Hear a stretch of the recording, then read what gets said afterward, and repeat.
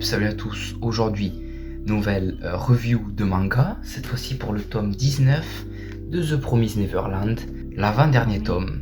Alors cette review elle est divisée en 3 parties. Dans la première on va revenir sur le gouvernement du monde des démons, sur la seconde on va parler de la mentalité de maman, et la troisième, la mentalité de Peter.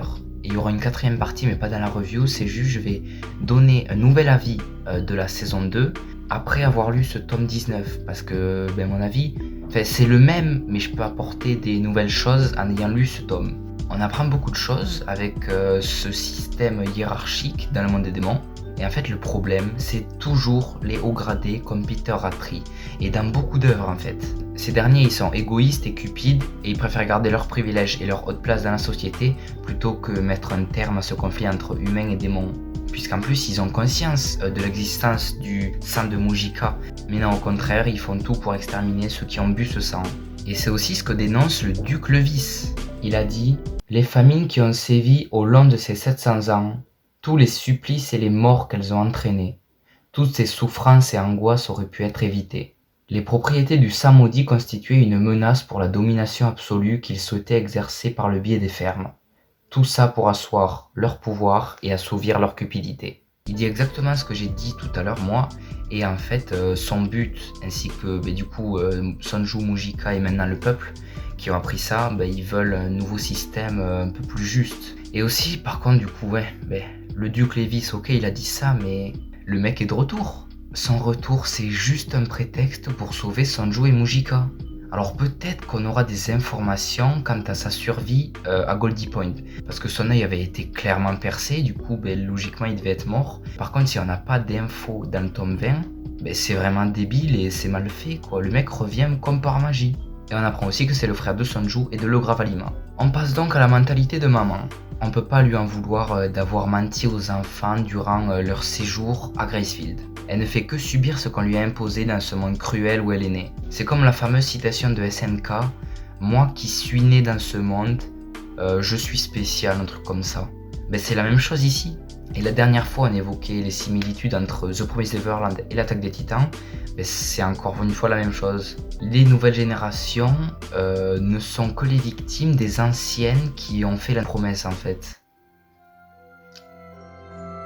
Si on vous demandait d'élever des enfants, de leur mentir sur le monde qui les entoure, de les voir insouciants, croyant qu'ils vont être accueillis dans une nouvelle famille, leur faire miroiter un avenir plein de rêves, tout ça sous la contrainte de mourir un jour, je pense qu'on le ferait tous. Les actes de maman ils sont donc compréhensibles, et oui, personnellement j'ai eu de l'empathie pour elle. Et à l'époque, quand les enfants ils s'étaient enfuis, maman elle s'apprêtait à être exécutée. Et son calvaire allait enfin être terminé, elle pouvait mourir en paix, car elle a dit « La seule perspective qui nous est offerte, c'est de prolonger notre existence dans cet enfer. » Mais Peter Rattree l'a nommée Mère Grand à la place de Sarah, qui était donc l'ancienne, on a appris son prénom. Et au final, comme dans l'animé, elle se rallie aux côtés des enfants avec toutes les sœurs, car comme elle, les enfants, ainsi que les sœurs du coup, ils sont tous victimes de ce monde. Et on remarque que les idoles de Isabella, du coup c'est le prénom de maman, ils sont très opposés à ceux de Peter Rattree, que lui on pourrait appeler père, parce que c'est entre guillemets grâce à lui que les enfants sont nés, et il le fait souligner dans un chapitre. Du coup on passe donc à la mentalité de Peter Rattree. Les démons ils veulent seulement se nourrir pour survivre, on fait exactement la même chose avec les vaches, les cochons et tout. Et puis la vie des enfants elle n'était pas à plaindre, ils avaient une vie paisible et insouciante jusqu'à leur livraison. Et malheureusement un jour Norman et Emma ont découvert la vérité. Et encore une fois c'est maman qui dit « Si seulement on pouvait revenir au temps où ils ne savaient rien ». C'est sûr que si ils avaient jamais découvert la vérité, les choses se seraient passées autrement. Alors oui, il y aurait eu Ray qui aurait joué un rôle important puisque c'était la taupe, il aurait sûrement fait quelque chose, mais c'est clair que les événements ne se seraient pas passés de la même manière que maintenant. Et Peter il veut raser cette idée de ferme premium pour créer des fermes lambda. Pour lui les enfants ne sont que du bétail, ils n'ont pas besoin d'être élevés dans des bonnes conditions. Il le dit d'ailleurs, le bétail n'a pas besoin de rêve, d'espoir, de volonté, ni de grande longévité. Fini les rebelles dans votre genre, cela ne se reproduira plus jamais. Et donc du coup, on remarque vraiment la différence entre les idéaux de Peter et ceux de maman. Sauf que ceux de maman, ils sont compréhensibles et on aimerait tous qu'ils soient adoptés. alors que ceux de Peter, ils sont génocidaires et égoïstes surtout. Parce que lui, ce qu'il veut avant tout, c'est être au pouvoir. Et aussi une chose, il n'y a aucun mort. À part les démons, bien sûr, mais au moment où il y avait vraiment de l'émotion, de la tension, c'était au moment où Peter, il tire sur Vincent. Genre là, il dit tout, il déballe tout, et puis tu tournes la page, et tu vois qu'il lui tire dessus. Mais bon, il se fait sauver. Voilà, super, super, il n'y a aucun mort. Alors oui, je sais que c'est parce que Emma, elle veut qu'il n'y ait aucun mort, du coup, l'auteur, il se fie à cette citation.